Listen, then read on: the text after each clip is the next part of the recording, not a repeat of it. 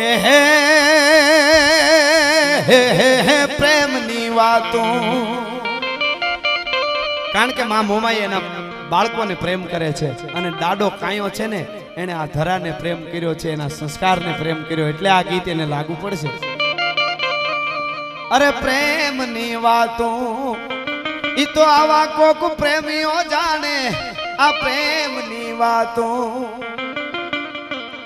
અરે પ્રેમની વાતો ઈ તો કોક પ્રેમીઓ જાણે, અને જાણે પ્રેમી લાય જીવ હૈડાના. આ પ્રેમ હઠીલા હાડ હંભાવે.